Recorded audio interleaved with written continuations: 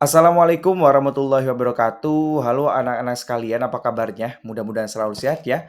Baik, dalam video kali ini Pak Widi akan memberikan penguatan materi tentang dogma sentral biologi. Yang mana ini merupakan materi pada pertemuan kelima dan kemarin kalian sudah mempelajari tentang nukleus dan juga ribosom. Perlu diingat ya bahwasanya dogma sentral ini juga sangat erat kaitannya dengan komponen sel yang sudah kalian bahas kemarin yakni nukleus dan juga ribosom. Lantas dogma sentral itu apa sih, Pak? Dogma sentral menyatakan bahwa informasi genetik itu mengalir atau diterjemahkan dalam arah tertentu. Nah, seperti yang kita ketahui, informasi genetik itu kan DNA. Nah, DNA ini nanti akan diterjemahkan atau dialirkan dalam arah tertentu. Kalau dari gambar ini dapat kita ketahui ya, DNA dapat direplikasi menjadi DNA yang baru. DNA selanjutnya dapat ditranskripsi menjadi RNA. Kemudian RNA dapat ditranslasi menjadi protein. Nah, itu kan dalam arah ya, mulai dari DNA menjadi protein itu ada arahnya. Itulah dogma sentral. Nah, dogma sentral itu ada 3 ya. Yang pertama, dari DNA yang ada membuat DNA yang baru alias replikasi DNA. Nah, ini dia gambarnya. DNA ini direplikasi menjadi DNA. Nanti akan kita jelaskan lebih dalam. Kemudian, dari DNA untuk membuat RNA baru. DNA melalui proses transkripsi menjadi RNA. Yang ketiga, dari RNA membuat protein baru alias proses translasi. RNA ditranslasi menjadi protein, ya. Nah, ketiga tahapan ini akan kita jelaskan secara lebih mendalam meskipun materi ini akan dibahas lebih dalam lagi di mata kuliah genetika, di mata kuliah biosel akan kita pelajari permukaannya dan konsep dasarnya. Jadi silakan kalian perhatikan baik-baik. Oke, sebelum kita menjelaskan tentang proses replikasi, kita akan kenalan dulu nih sama DNA. Yang mana DNA ini adalah materi genetik. DNA itu apa sih, Pak? DNA adalah deoksiribonukleat acid atau asam nukleat deoksiribosa yang kita singkat menjadi DNA. Ya, DNA, deoksiribonukleat acid. Setiap monomer nukleotida DNA terdiri dari gula pentosa yang jenisnya adalah deoksiribosa, warna biru. Ini dia ya gulanya. Gulanya pentosa nak punya segi 5. 1, 2, 3, 4, 5. Gitu ya, punya 5. Kemudian gula deoksiribosa ini terikat pada basa nitrogen. Entah kadang dia ATGC. Ini nak, terikatan dengan ini T, ini G, ini C, ini A. Nah, TGCA ini merupakan basa nitrogen. Selain berikatan dengan basa nitrogen, dia juga berikatan dengan gugus fosfat yang warnanya kuning. Nah, ini nih P, fosfat ya. Nah, ini. Nah, dan di sini dikatakan setiap monomer nukleotida. Nah, jadi dikatakan satu nukleotida itu terdiri dari ini ya, ini ada garis putus-putus, ya ini namanya monomer nukleotida. Nah, rantai monomer, kalau monomer itu berarti satu ya, satu gugus aja, satu gelondong kayak gitu ya. Terdiri atas apa tadi? Gula deoksiribosa, ada basa nitrogen, dan juga fosfat.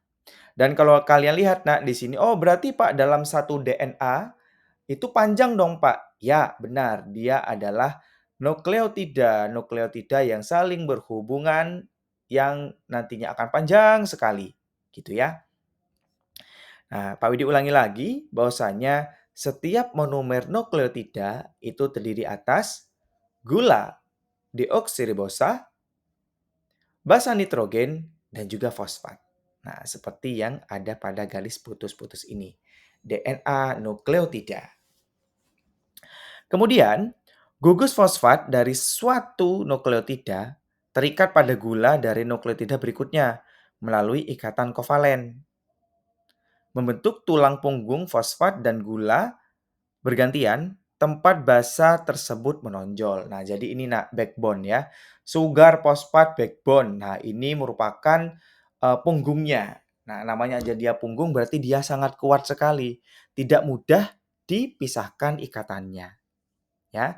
Fosfat yang terikat pada nukleotida itu ya, memiliki ikatan kovalen ini nak ya, ikatan kovalen. Jadi ikatannya kuat.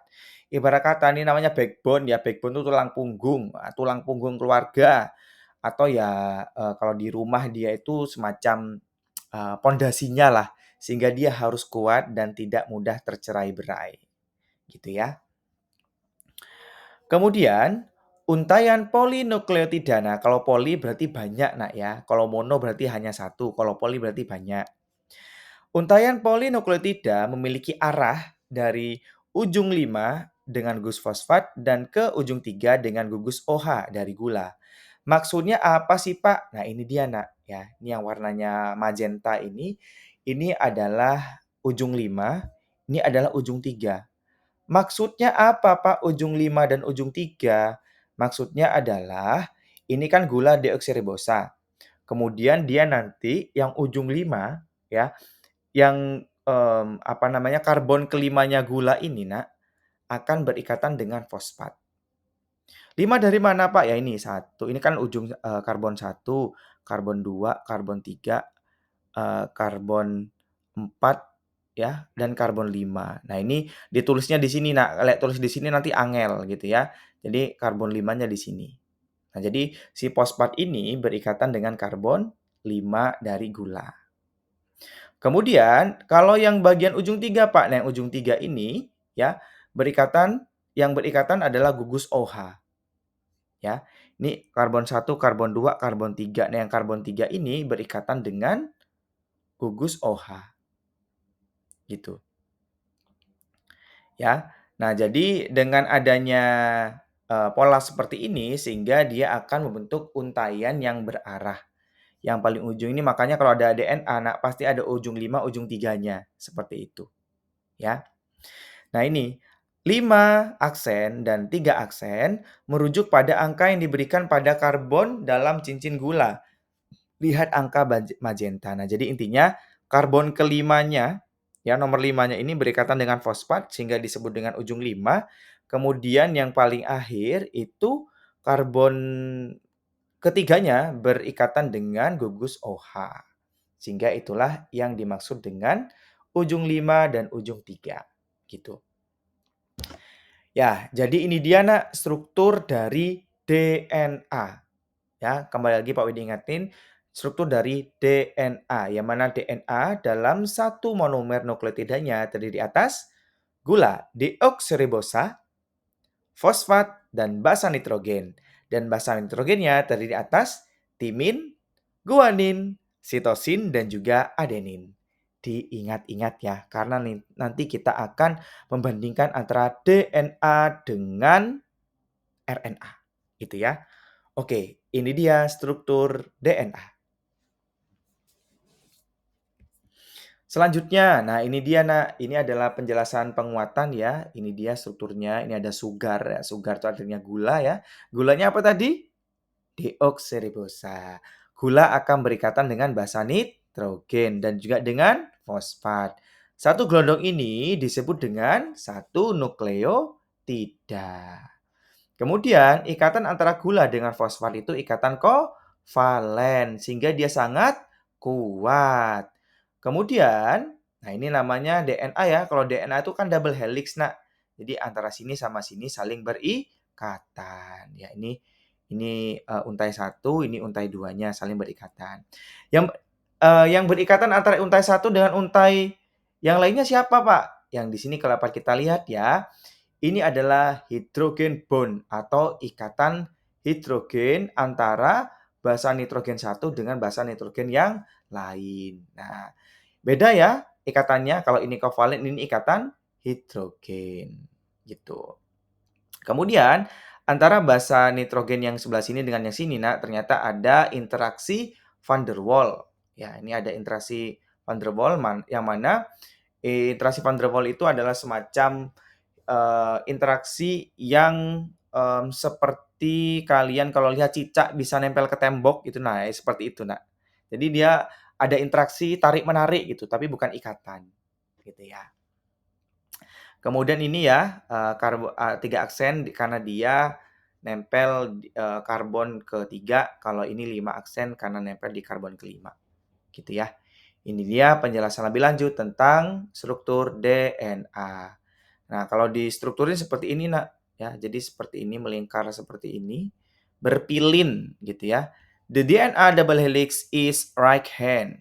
Use your right hand as show to follow the sugar phosphate backbone up the helix and around the back. In it work with your left hand. Nah, dia itu nggak bisa di apa namanya dilakukan dengan tangan kiri ya. Misalnya dengan tangan kanan. Tangan kanan itu mencerminkan tentang double helix-nya dari DNA. Lebih jelas lagi, Pak. Nah, ini dia, Nak. Ya, ini contohnya yang double helix tadi. Makanya nanti setelah ini kalian akan sangat sering sekali melihat gambaran-gambaran seperti ini. Ya, ini ada sugar backbone, ya. Masih ingat ya backbone ini punggungnya. Siapa tadi? Antara gula dengan fosfat karena ikatannya kovalen sehingga dia kuat ikatannya. Ini ya. Ini diperjelas seperti ini ya, yang berikatan antara untai 1, untai 2 adalah basa nitrogennya. Masih ingat tadi ikatannya apa? Ikatan hidrogen. Diperjelas lagi seperti ini ya, dipersempit ya, ini kita anggap jadi punggung. Jadi seperti ini dan jadi seperti ini. Gitu ya. Oke, ini dia penjelasan tentang DNA ya. Kesimpulannya adalah DNA itu merupakan materi genetik. Kemudian dia tersusun atas monomer nukleotida DNA yang terdiri atas gula, basa nitrogen dan juga fosfat. Mereka terdapat double helix ya dan saling berikatan basa nitrogennya menggunakan ikatan hidrogen. Oke. Berikutnya. Nah, barulah kita masuk ke replikasi DNA. Ya. Replikasi DNA itu apa sih, Pak? Nah, kalau kita lihat tadi gambar yang ini, Nak, ya replikasi DNA itu sebenarnya DNA yang mencetak dirinya sendiri atau membuat dirinya sendiri. Gitu ya. Lantas bagaimana caranya? Nah, ada suatu ahli ya, Pak Watson and Crick, dia itu membuat suatu hipotesis tentang bagaimana sih DNA itu dapat menggandakan diri. Ya, dapat mencetak dirinya sendiri itu bagaimana? Nah, beliau menyatakan bahwasanya kini model kami tentang asam deoksiribosonukleat alias DNA pada dasarnya adalah mereka itu adalah sepasang pola atau cetakan yang masing-masing saling melengkapi. Nah, jadi mereka melengkapi ya. Untai 1 dengan untai 2 itu saling melengkapi. Kita bayangkan bahwa sebelum melakukan duplikasi, ya sebelum mereka mengganda, ikatan hidrogennya tuh putus. Masih ingat ikatan hidrogen itu ada di siapa? Ya, ada di basa nitrogen tentunya. Nah, kemudian setelah ikatan hidrogennya itu putus, kedua rantai itu terlepas dan terpisah. Setiap rantai kemudian bertindak sebagai pola atau cetakan untuk pembentukan rantai pendamping yang baru pada dirinya sendiri. Sehingga akhirnya kita akan memiliki dua pasang rantai yang sebelumnya hanya memiliki satu. Selain itu, urutan pasangan basa akan diduplikasi secara tepat, tidak meleset, alias sama persis. Wah lupa, coba Pak dijelaskan dengan gambar. Oke, ini dia Nak ya, gambarnya ini. Masih ingat Nak ya, ini adalah double helix DNA induk. Ya, kita jelaskan dengan induk yang warna biru tua nih, induk ini semuanya warna biru tua ya. Ini ada punggungnya ya, kemudian yang berikatan adalah basa nitrogennya. Ikatannya apa? Ikatannya hidrogen. Sehingga ikatan hidrogen ini lebih lemah ya daripada ikatan kovalen. Sehingga kalau punggungnya ini tidak akan lepas, Nak. Yang lepas itu yang bisa adalah hidrogen. The parental molecule has two complement strands of DNA. Its base is paired by hydrogen bonding with the specific partner A with T, A with T, G with C. Nah, jadi ini adalah DNA induk yang saling berikatan, ya. Yang berikatan siapa? Ya basa nitrogennya. Kemudian tadi dikatakan, nah, awalnya ikatan hidrogennya putus. Ini putus. First, the two DNA strain are split alias putus. Each parental strain can now serve as a template for a new complementary strain. Nah, jadi ikatan hidrogennya putus, kemudian keduanya terlepas. Nah, terlepas ya dan terpisah. Kemudian setiap rantai bertindak sebagai cetakan. Nah, ini nak, ya setiap rantai induk ini akan bertindak sebagai cetakan untuk membentuk pendamping yang baru untuk dirinya sendiri. Nucleotide complementary to the parental dark blue, ini kan yang parental ini alias induk ya, warna biru tua. Strand are connected to form the sugar phosphate backbone of the new daughter light blue strand alias birunya yang cerah. Nah, ini nah intinya yang ini tuh akan mencetak pendampingnya masing-masing gitu ya. Awalnya kembali lagi awalnya kan nempel, kemudian terpisah. Kemudian pisahannya ini akan mencetak pendamping yang baru sehingga terciptalah dua DNA. Inilah yang disebut dengan replikasi DNA. Sampai sini paham ya? Namun, ini merupakan model dasar, Nak. Ya, ini kan ya, a model for DNA replication, the basic concept. Konsep dasar tentang replikasi DNA. Intinya DNA-nya awalnya terlepas, ikatan hidrogennya, kemudian untai induk saling menerjemahkan dirinya sendiri sehingga terciptalah dua anakan DNA yang baru. Sampai sini paham ya? Ini adalah hipotesis dari Watson and Crick. Nah, kemudian kalian juga akan membahas tentang 3 model alternatif replikasi DNA. Loh Pak, kok ada 3 model Pak? Nah, awalnya model replikasi DNA itu tetap tidak teruji alias tidak bisa dibuktikan secara nyata gitu nah selama beberapa tahun setelah publikasi struktur DNA. Nah, jadi dulu ada peneliti itu kan jelasin tentang struktur DNA seperti ini gitu ya. Kemudian bagaimana DNA itu bereplikasi itu tidak bisa dibuktikan, Nak, ya. Padahal eksperimen yang diperlukan itu sederhana dalam konsep tetapi sulit untuk dilakukan. Mungkin seperti ini ya, konsepnya gampang, tapi itu sulit banget dilakukan. Kemudian, beberapa ahli itu memberikan gambaran model replikasi DNA, yang mana ada 3 model. Ya, semacam hipotesis gitulah, ya. Oh, DNA itu dapat mengganda itu kata si A seperti ini, si B seperti ini, si C seperti ini, ya. Yang mana 3 model replikasi itu namanya adalah konservatif, semi konservatif, dan juga dispersif. Apa saja tuh, Pak? Ini dia. Ya, konservatif adalah kedua untai induk itu menyatu lagi setelah bertindak sebagai cetakan untai baru sehingga mengembalikan heliks ganda induk. Maksudnya apa, Pak? Nah, pastikan kalian sudah paham ini, nah. Ini kan yang induk ya. Tadi kan berikatan, kemudian dia berpisah, kemudian dia mencetak kayak gitu ya. Nah, untuk yang konservatif, coba lihat gambar di sini. Ini ya.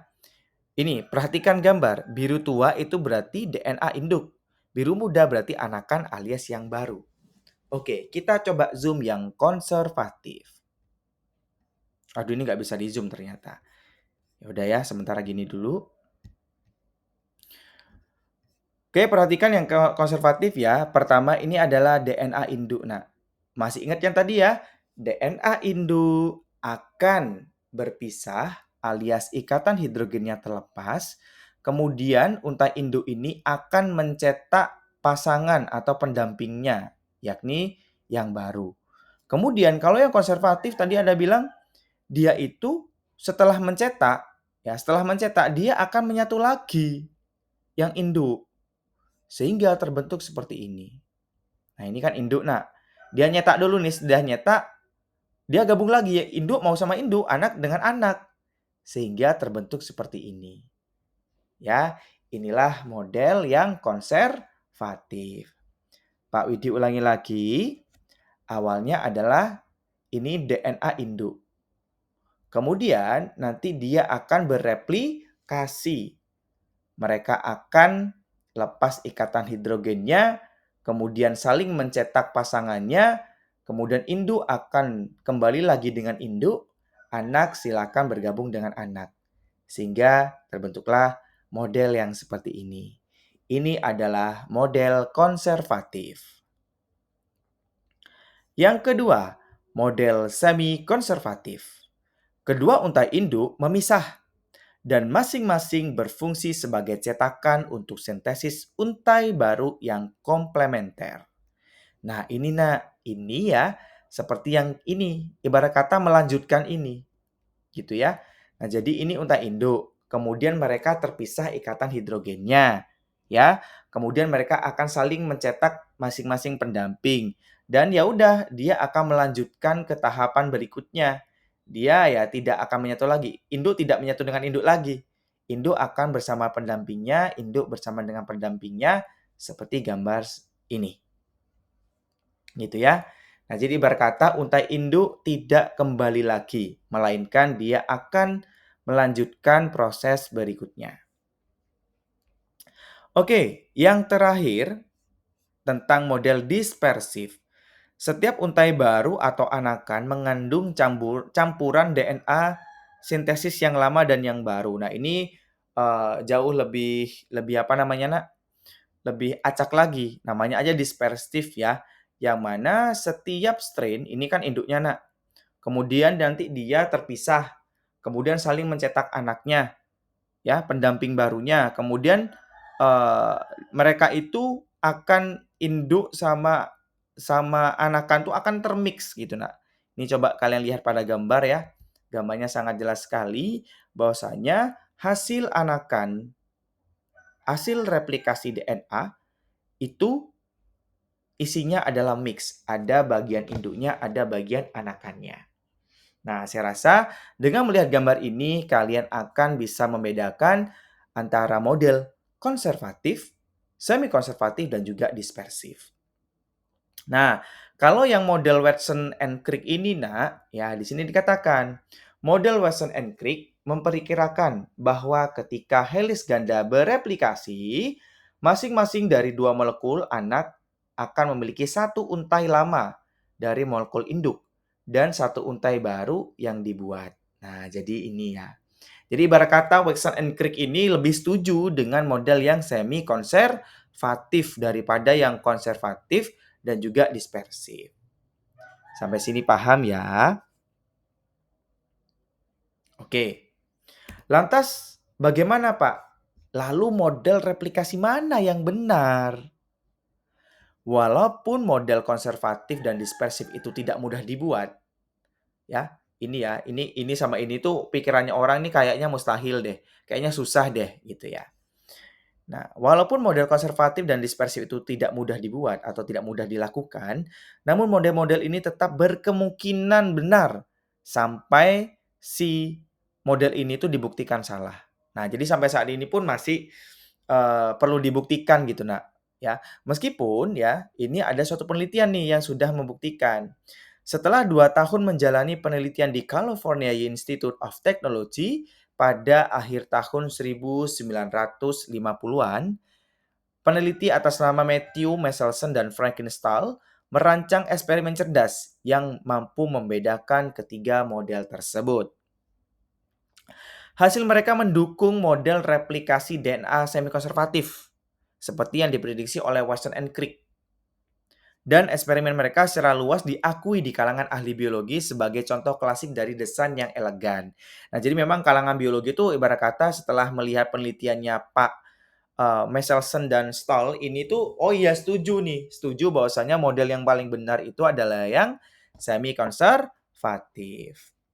Prinsip dasar replikasi DNA secara konseptual sederhana yang dicetuskan dia, namun proses sebenarnya melibatkan beberapa senam biokimia yang rumit seperti yang akan kita lihat sekarang.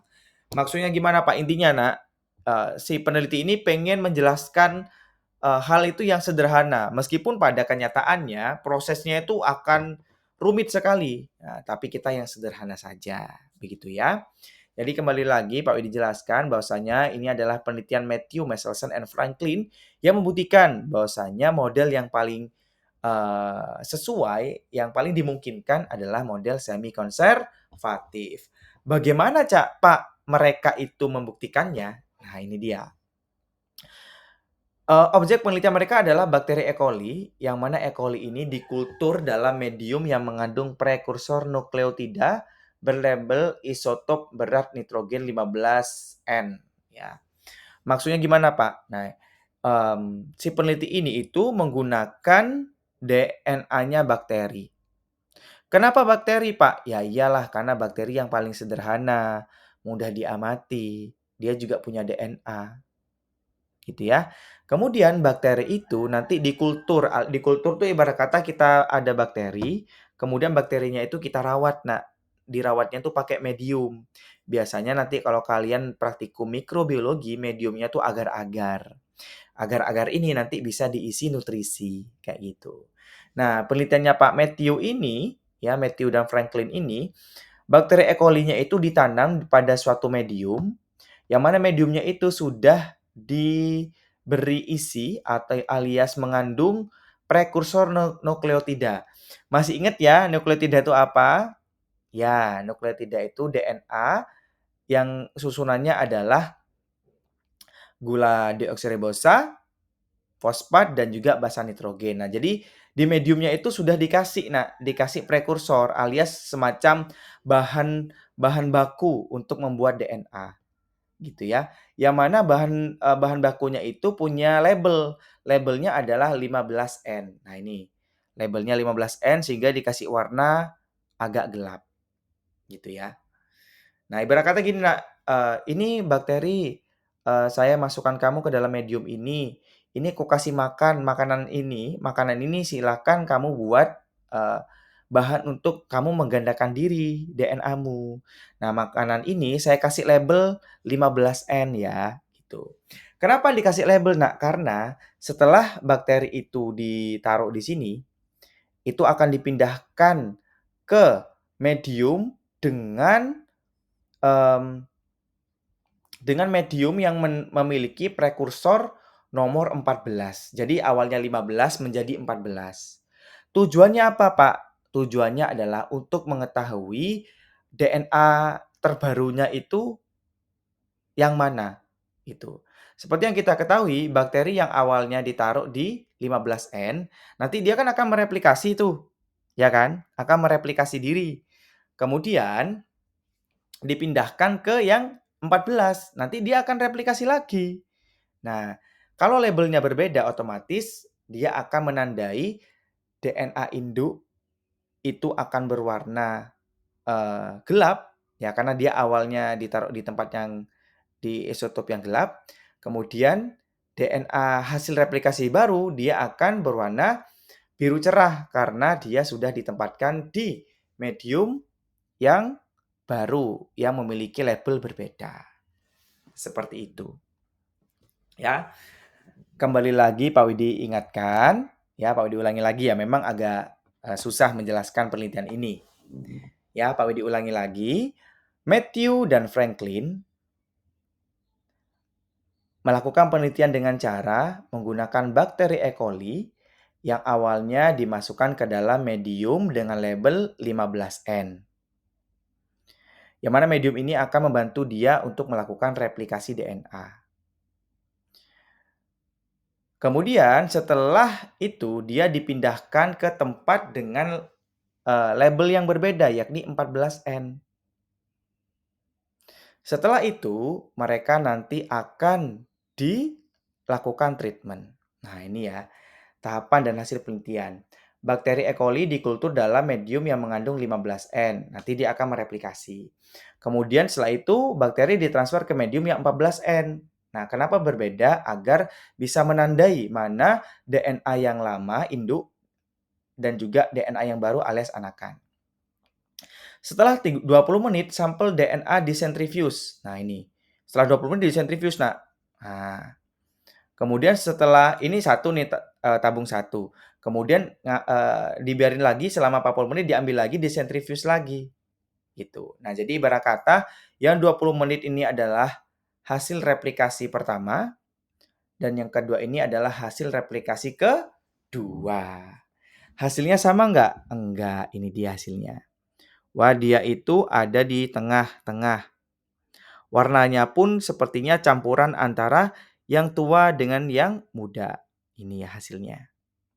Kemudian yang kedua, ternyata setelah replikasi kedua ya, setelah 40 menit, ada yang di tengah dan juga ada yang di atas. Ini hasilnya. Dan hasil ini perlu dicocokkan dengan hipotesis dari ketiga model. Bagaimana Pak caranya? Ini dia. Ya, ini tadi penelitiannya, ini hasilnya ya Nak ya. Perhatikan gambar di bawah ini. Bandingkan hasil penelitian dengan prediksi dari ketiga model.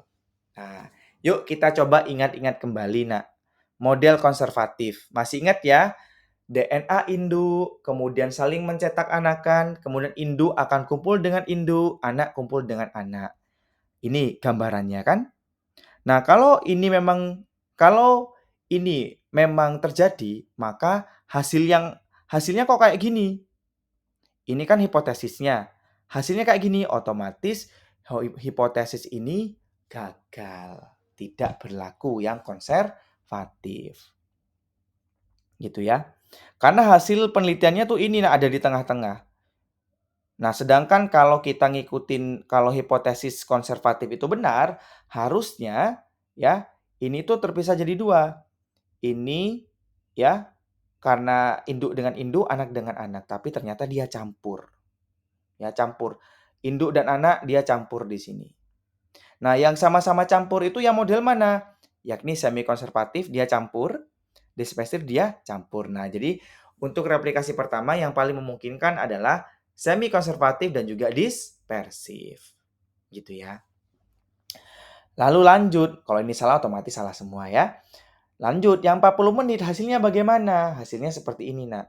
Ada yang di tengah-tengah dan ada yang di atas. Nah, ini. Kalau yang semi konservatif, nah nanti ini kan hasil replikasi kedua, si induk dan anak tetap melakukan tetap survive ya, atau tetap diteruskan di bagian induk akan berpasangan dengan anak baru, gitu ya. Nah, jadi hasilnya seperti ini. Cocok tidak dengan ini? Ya, cocok. Ini sama ini cocok. Sehingga inilah yang paling mungkin. Lalu yang dispersif bagaimana? Nah, kalau dispersif masih ingat ya, setiap untai itu pasti mix. Nah, kalau pasti mix otomatis dia itu hanya ada satu saja. Sedangkan hasilnya tidak. Hasilnya ada di sini. Gitu. Ya, sehingga dari penelitian ini dapat dibuktikan bahwasanya semi konservatif merupakan proses replikasi DNA yang paling mendekati benar dan bisa menyalahkan konsep konservatif dan dispersif. Sehingga yang paling memungkinkan adalah semi konservatif. Untai induk akan berpasangan dengan anakannya dan tidak akan bergabung lagi. Seperti itu. Nah, anak-anak sekalian, kenapa sih Pak Widi kenapa nggak Pak Widi itu langsung bilang aja bahwasanya konservatif lah yang paling memungkinkan. Nah, di Campbell itu kita itu semacam dikasih penjelasan dengan hasil-hasil riset orang-orang terdahulu agar kita tuh tahu perjalanan keilmuan tuh bagaimana dan bagaimana cara mencari suatu pengetahuan, yakni dengan menggunakan percobaan-percobaan. Pak Widi berharap kalian bisa membaca ini, mendengarkan ini dengan baik sehingga dapat paham. Apabila tidak paham, silakan dibaca lagi buku aslinya. Oke. Lanjut. Itu tadi ya, itu tentang DNA, Nak. Yang jelas kalian sekarang tahu bahwasanya DNA itu strukturnya seperti ini, kemudian dia mampu melakukan replikasi dan model replikasi yang paling memungkinkan adalah semi konservatif. Seperti itu. Next, baru kita belajar tentang RNA. RNA atau yang kita panjangnya adalah ribonucleic acids ya. RNA secara kimiawi itu mirip banget dengan DNA, namun terdapat perbedaan utama. Pertama, gulanya. Kalau DNA tadi gulanya apa? Ya, kalau DNA gulanya deoksiribosa. Tapi kalau pada RNA gulanya ribosa. Nah, jadi ini ya, gulanya adalah ribosa. Ya, ini gulanya ribosa. Sama-sama pentosa tapi jenisnya ribosa. Pentosa itu artinya 5 ya, Nak ya. Tapi jenisnya ribosa, bukan deoksiribosa. Kalau deoksiribosa adalah DNA. Kemudian memiliki basa nitrogen urasil, bukan timin. Nah, jadi perbedaannya adalah pada basa nitrogennya, Nak. Kalau pada DNA itu timin, ya. Kalau pada RNA itu urasil, gitu ya. Itu bedanya. Setiap nukleotida di sepanjang untai DNA memiliki AGCT sebagai basanya, namun kalau pada RNA adalah AGCU. Ya, itunya tuh tadi, dia nggak punya timin tapi punyanya urasil. Molekul RNA biasanya adalah satu untai, tidak double helix. Tapi ingat ya, ini umumnya karena tidak semua RNA itu satu untai. Gitu Nak ya. Jadi dari gambaran ini Nak dapat kalian ketahui ya bahwasanya yang ini adalah DNA, pengecualiannya adalah mereka tuh intinya mirip tapi kecuali pada gulanya dan juga pada basa nitrogennya, yakni dia tidak punya timin tapi punyanya urasil. Seperti itu. Konsep kimianya sama. Yang beda ini. Gitu ya. Paham ya? Oke, yuk kita lanjut. Nah, ini dia sebagai pemertegas ya perbedaan utama antara DNA dan juga RNA. Gula pentosa, kalau DNA deoksiribosa, RNA ribosa. Basa nitrogennya adenin, guanin, sitosin, timin. Kalau RNA adenin, guanin, sitosin, urasil. Rantainya umumnya ganda berpilin dan biasanya panjang dan double helix ya. Kalau RNA umumnya untai tunggal dan pendek alias single strand. Gitu. Lanjut. Nah, lantas Pak, kenapa sih di dogma sentral itu kita juga bahas DNA dan RNA? Nah, ini dia kaitannya. Seperti yang kita ketahui, di dalam DNA itu pasti punya gen. Gen itu akan memberikan instruksi untuk membuat protein tertentu. Tetapi gen tidak membangun protein secara langsung. Ibarat kata nak DNA, ujuk-ujuk langsung jadi protein itu tidak demikian. Tapi punya alur tersendiri. Siapa tuh alurnya alias jembatannya? Jembatan antara DNA dan sintesis protein adalah RNA. Nah, jadi DNA itu harus dijadikan RNA dulu, baru RNA akan menerjemahkan menjadi protein. Jadi gen tidak langsung bisa membuat protein, ya, tapi harus ada jembatan. Siapa jembatannya? Yo, RNA tadi. Proses dari DNA menjadi protein melibatkan dua tahapan utama, yakni transkripsi dan translasi. Ya, transkripsi itu apa, Pak? Transkripsi adalah dari DNA untuk membuat RNA baru. Mana, Pak? Ini dia. Ya, coba kalian lihat yang gambar ini dulu ya. Ini DNA. DNA itu kan punya bagian gen. Nah, nanti mereka akan mengalami transkripsi, yakni membuat RNA dari DNA. Ya. Nah, jadi DNA nanti akan diterjemahkan menjadi RNA. Kemudian RNA tadi akan mengalami proses translasi dari DNA untuk membuat protein baru. Nah, jadi mRNA ini akan mengkode suatu protein ya sehingga terciptalah protein yang baru gitu. Nah, ini ada suatu apa namanya? Ada suatu gambaran ya. How can one change in DNA result in such a dramatic change in appearance? Apa yang akan terjadi nih kalau suatu DNA mengalami mutasi gitu ya. Nah, ini nah kalau normalnya seperti ini nah, ini tidak akan mengalami mutasi misalnya. Kemudian nih misalnya ada gen yang mengatur sifat warna pada keledai itu gen for pigmentation with mutation. Nah, jadi ibarat kata gennya itu mengalami mutasi, nah. Otomatis kalau kodenya dia rusak, ya wes hasil penerjemahannya juga rusak. mRNA-nya juga tidak sesuai, protein yang dikode juga tidak sesuai, sehingga protein ini tidak akan bisa membentuk pigmen dari keledai. Sehingga keledainya akan mendapatkan warna seperti ini. Malah tadi putih, kudune coklat tadi putih. Perkara apa? Perkara proteinnya rusak. Protein kok iso rusak? Karena mRNA-nya juga rusak. mRNA-nya kok bisa rusak? Ya karena gen yang rusak. Perkara mutasi. Seperti itu. Ya, jadi memang DNA itu sangat berkaitan dengan RNA. Kenapa? Karena RNA adalah jembatan untuk membentuk protein. Yuk kita jelaskan secara lebih mendetail. Pertama tentang transkripsi. Masih ingat ya? Transkripsi adalah proses sintesis alias produksi RNA menggunakan informasi dalam DNA. Ya, coba kita lihat dulu di sini, Nak. Nah, ini adalah DNA. Kita ambil gennya di sini. Nah, ini adalah DNA ya, dia untai ganda. Kemudian DNA ini akan ditranskripsi, ya. Ibarat kata DNA ini akan menjadi cetakan untuk membentuk RNA. Kedua asam nukleat ditulis dalam bentuk bahasa yang berbeda dan informasinya ditranskripsi atau ditulis ulang dari DNA menjadi RNA. Maksudnya gimana, Pak? Ini bahasanya berbeda. Nah, ini kan DNA. Kemudian nanti dia akan ditranskripsi menjadi RNA. Beda nggak bahasanya? Beda ya. Pertama, kalau itu tadi bedanya DNA sama RNA. Kalau pada DNA dia pakai T, kalau RNA dia pakai U. Kemudian gulanya juga berbeda, gitu ya. Nah, jadi bahasanya berbeda. Kedua asam nukleat ditulis dalam bentuk bahasa yang berbeda dan informasinya ditranskripsi atau ditulis ulang. Nah, transkripsi itu alias ditulis ulang.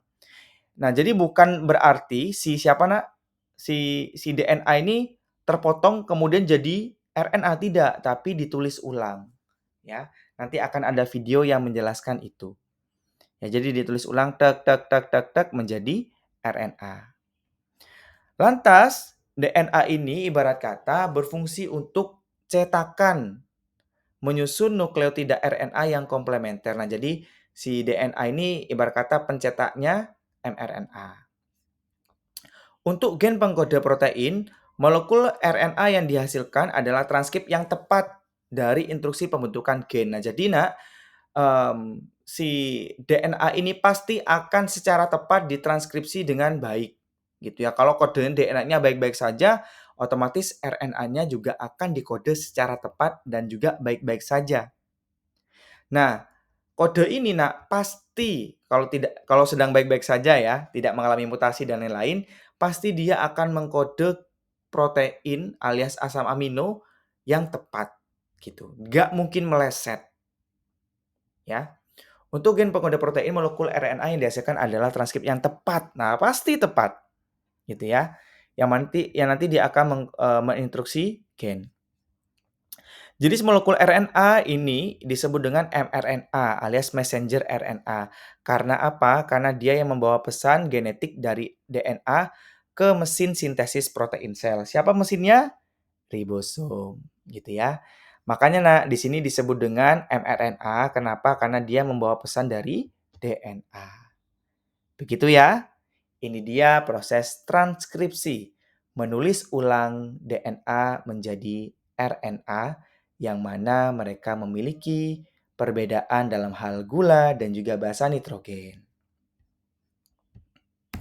Lanjut, setelah transkripsi ada translasi. Translasi ini adalah sintesis polipeptida menggunakan informasi dari mRNA. Nah, lanjutannya ini. Terjadi perubahan bahasa nih, yang mana sel harus menerjemahkan urutan nukleotida pada mRNA menjadi asam amino polipeptida. Ya, maksudnya apa, Pak? Ya udah beda ini. Ini kan kode mRNA. Kemudian diterjemahkan dalam bentuk asam amino yang dirangkai menjadi polipeptida. Ya berbeda. Bentuk yang ini dijadikan kayak gini, itu beda. Inilah yang disebut dengan translasi alias proses sintesis polipeptida menggunakan informasi dari mRNA. Misalnya UEU-GG, dia akan menerjemahkan menjadi triptopan.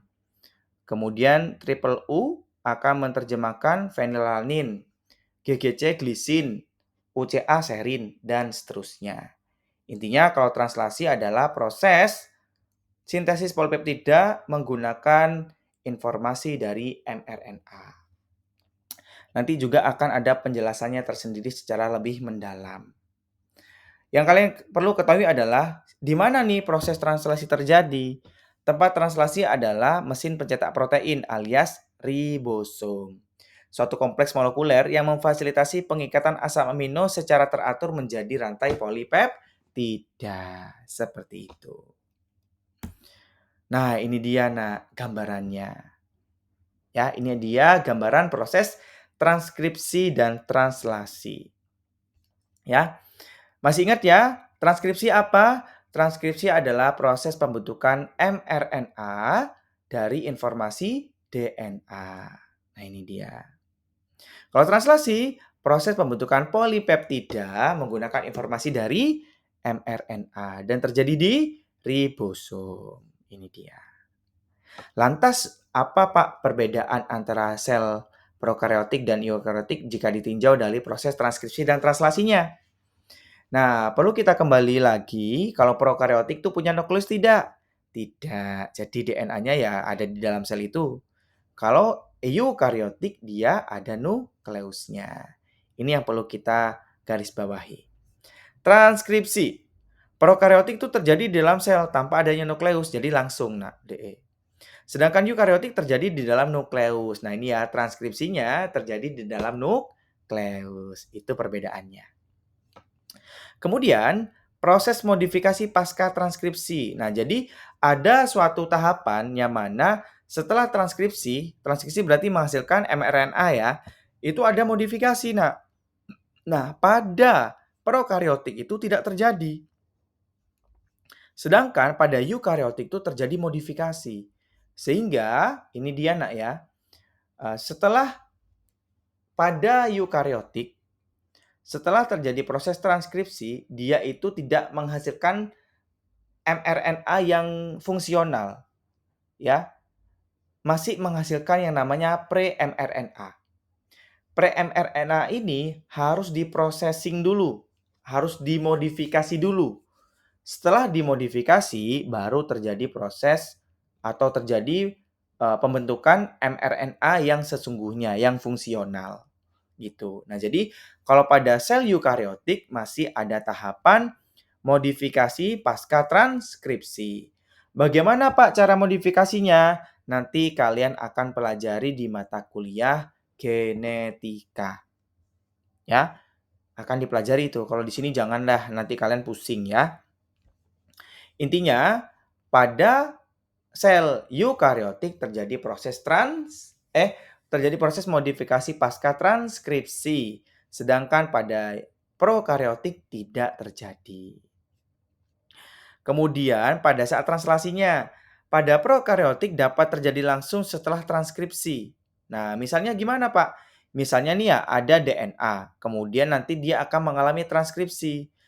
Nah, nanti proses translasinya itu bisa langsung terjadi, meskipun transkripsinya itu sedang berlangsung. Jadi ibarat kata DNA itu masih dicetak jadi mRNA, tiba-tiba ribosom ini udah mentranslasi gitu loh. Nah, jadi prosesnya sangat cepat sekali gitu loh. Jadi bisa berlangsung ya setelah transkripsi. Bahkan transkripsi itu masih belum selesai, dia masih terjadi. Ibarat kata bisa terjadi dalam satu waktu. Yang jelas transkripsinya sudah ada yang ditranskripsikan kayak gitu ya. Nah, jadi pada sel prokaryotik translasi dapat terjadi langsung setelah transkripsi. Jadi langsung, bahkan bersamaan. Gitu ya. Tapi bersamaannya ya tidak langsung gitu ya tetap transkripsi harus menghasilkan mRNA dulu kayak gitu. Nah, sedangkan kalau eukaryotik itu masih nunggu mRNA keluar dari nukleus. Jadi saya ngenteni translasinya. Ibarat kata waktunya tidak bisa bersamaan ya. Si mRNA harus keluar dulu ke sitoplasma, di sitoplasma baru nanti ketemu ribosom dan terjadilah proses translasi. Seperti itu. Ya. Jadi karena ada perbedaan antara prokaryotik dan eukaryotik, sehingga proses transkripsi dan translasinya juga berbeda, baik dalam hal tempat, baik dalam hal waktu, dan juga prosesnya bersamaan atau tidak. Silakan dibaca lagi, didengarkan lagi, sehingga kalian bisa mendapatkan makna dan bisa membedakan antara keduanya. Nah, tahukah kamu gagasan bahwa aliran informasi hanya berjalan satu arah ini dinamakan dengan dogma sentral yang dicetuskan oleh Francis Crick pada tahun 1956. Makanya ini tadi disebut dengan dogma sentral, Nak, karena aliran informasi genetik itu satu arah dari DNA, RNA, lalu jadi protein. Akan tetapi, pada tahun 1970-an, para ilmuwan terkejut, kaget, menemukan bahwa ada beberapa enzim yang menggunakan molekul RNA sebagai cetakan untuk sintesis DNA. Lah kok kebalik? RNA iso nyetak DNA, kayak gitu. Pada tahun 70-an tuh ditemukan. Contohnya itu pada kasus virus yang mampu mengubah RNA menjadi DNA. Jadi ada kasus ya, virus itu bisa mengubah RNA menjadi DNA gitu. Nah, ini akan didalami lagi nanti kalau kalian bahas virus ya. Namun, nah tapi ada pengecualian nih. Pengecualian ini tidak mendiskreditkan gagasan bahwa secara umum informasi genetik itu ya mengalir dari DNA menjadi RNA lalu jadi protein gitu. Ya, jadi dogma sentral sampai saat ini masih diberlakukan. Sehingga judul materi kali ini adalah dogma sentral yang akan membahas tentang replikasi, transkripsi, dan juga translasi. Oke anak-anak sekalian, itu saja materi penguatan dari saya. Silakan dibaca lagi slide dari saya. Silakan dibaca lagi buku aslinya dan pastikan baca buku yang terbaru ya, edisi 12. Dan mudah-mudahan bisa dipahami dengan baik. Good job. Semangat untuk mempelajari materi ini dan wassalamualaikum warahmatullahi wabarakatuh.